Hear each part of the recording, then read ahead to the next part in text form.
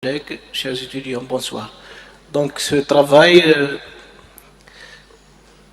est en réalité en anglais. Je vais essayer d'intervenir en français de telle sorte que tout le monde puisse comprendre de quoi il s'agit. Donc cette étude est une étude de cas au niveau du port de Béjaïa concernant ayant pour objectif d'explorer les pratiques langagières et les besoins en termes de langue anglaise.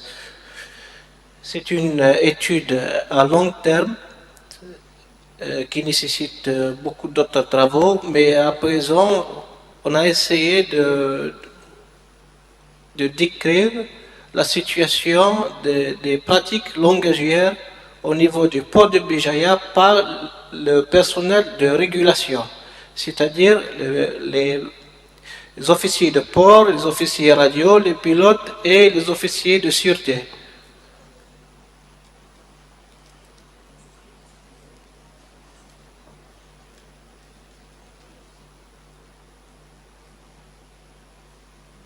Introduction. Donc, l'Algérie est devenue un membre de l'Organisation internationale maritime en 1963 et a ratifié toutes ces conventions, parmi lesquelles l'utilisation de l'anglais comme langue essentielle de communication avec les interlocuteurs internationaux. Par conséquent, le gouvernement algérien a décrété beaucoup de lois et de notes qui obligent les personnels des ports à utiliser cette langue dans leur communication avec les vaisseaux internationaux. Donc, le problème soulevé dans cette étude. Peu d'analyses ont été conduites jusque-là par les chercheurs au niveau de la ville de Béjaïa, de l'université de Béjaïa, concernant la situation des pratiques langagières, quelles langues sont utilisées et comment elles sont utilisées au niveau du port de Béjaïa par les officiers de port, des pilotes et des officiers radio qui sont en contact permanent avec des étrangers. Donc, il y a peu d'études sur les pratiques langagières, les besoins en termes de langue dans le milieu socio-professionnel et les difficultés rencontrées pendant ces communications. L'objectif de cette étude est de tenter une exploration préliminaire de l'utilisation de l'anglais au port de Béjaïa. Donc, je vais essayer d'aller directement à la méthodologie. Donc, c'est le type de recherche, c'est une étude de cas, c'est une exploration. Et le cas dont il s'agit est les personnels de régulation au port de Béjaïa, c'est-à-dire les pilotes, les officiers de port, les officiers radio et d'autres cadres, dont les officiers de sûreté.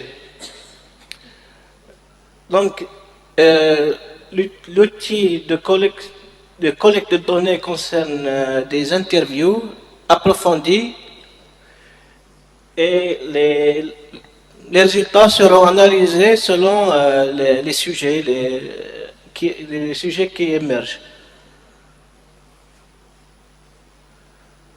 Les résultats. Donc, après avoir analysé les résultats des interviews, nous avons constaté qu'un certain nombre de sujets sont fréquemment mentionnés. Il est aussi nécessaire de mentionner que le modèle utilisé dans l'élaboration des interviews concerne le modèle de Hutchinson and Waters de 1987.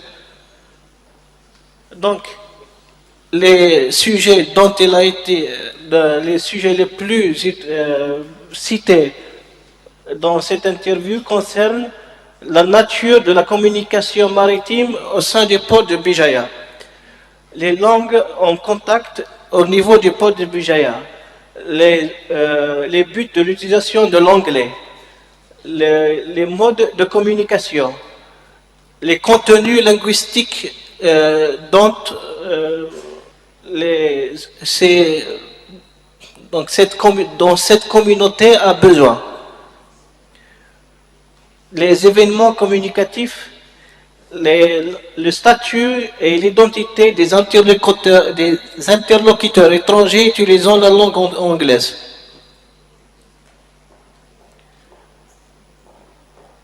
La nature de la communication. Donc, la nature de la communication au port de Bijaya est directement reliée à la nature de la fonction elle-même, des personnels du port. Par exemple, les officiers radio ont comme tâche d'accueillir les vaisseaux étrangers, de préparer les vaisseaux jusqu'à l'embarquement des pilotes et, bien entendu, la collecte d'informations concernant les vaisseaux entrants. Les officiers de port organisent la navigation à l'intérieur du port et ont un rôle concernant la sécurité des bassins et des quais au niveau du port. Les pilotes guident et assistent les vaisseaux étrangers entrant et quittant le port. Et ce qui est nécessaire, et c'est ce qui est nécessaire à mentionner, c'est que ces fonctionnaires n'ont pas uniquement des tâches bien précises, mais il est nécessaire de parler d'une certaine polyvalence, c'est-à-dire qu'ils échangent des rôles au fur et à mesure. Donc voilà le modèle de communication à l'intérieur, au sein du port de Bijaya. Donc nous avons l'anglais, le français, l'arabe standard, l'arabe algérien et l'amazigh. Donc 5 langues sont utilisées au niveau du port de Bijaya. Mais la façon dont elles sont utilisées diffère. Donc les objectifs. La communication entre le port et le bateau, ce qu'on appelle short ship communication. Donc, elle se fait avec les vaisseaux internationaux et particulièrement, elle se fait en anglais avec les vaisseaux internationaux, c'est-à-dire des vaisseaux venant de pays étrangers qui ne s'expriment ni en français ni en anglais, ni en arabe. Donc, le français est utilisé conjointement avec l'anglais quand il s'agit de la communication entre le port et les bateaux étrangers, tels que les bateaux français et ceux d'autres nationalités, par exemple les Tunisiens, les Marocains et l'Afrique francophone. Donc, MSA, c'est-à-dire l'arabe standard moderne, est utilisé avec les vaisseaux venant des pays du Golfe, conjointement avec la langue anglaise. Mais cela se fait vraiment rare. Donc, l'arabe algérien est utilisé dans les communications avec les bateaux algériens et au niveau du port avec les collègues arabophones. Tamazight est utilisé pour la communication sociale de façon permanente et spontanée au niveau du port.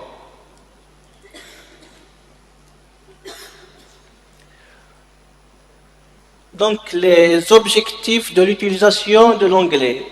Donc, l'anglais est utilisé pour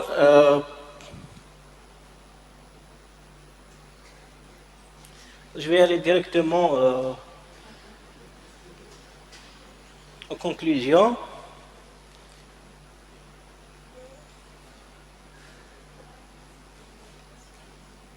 Donc, je vais me focaliser sur l'aspect recherche. Donc, les orientations futures concernant la recherche, bien évidemment, il y a du travail qui reste, beaucoup de travail qui reste à faire. Donc, ce que je propose, c'est qu'il y ait des travaux orientés vers l'élaboration des programmes d'anglais pour ces employés et aussi des analyses quantitatives à grande échelle sur la base des questionnaires, puisque cette recherche nous a permis d'élaborer des questionnaires à partir des données, du terrain qualitatives, c'est-à-dire on a transformé les résultats des interviews en questionnaires. Donc il est nécessaire de mener des enquêtes quantitatives sur les besoins langagiers afin de valider les résultats des recherches qualitatives. Donc, il est aussi plus que nécessaire de mener des descriptions de la façon dont l'anglais est utilisé au niveau du pôle du BGA, c'est-à-dire des descriptions linguistiques. Ça concerne l'analyse du discours, l'analyse des genres, l'analyse des erreurs, des analyses contrastives, l'analyse du bilinguisme et du plurilinguisme, et aussi, c'est un domaine qui est aussi très important, les études de traduction. Il est aussi nécessaire d'expérimenter certaines méthodes de travail, donc de mener des études expérimentales avec le personnel de régulation du pôle de Bijaya.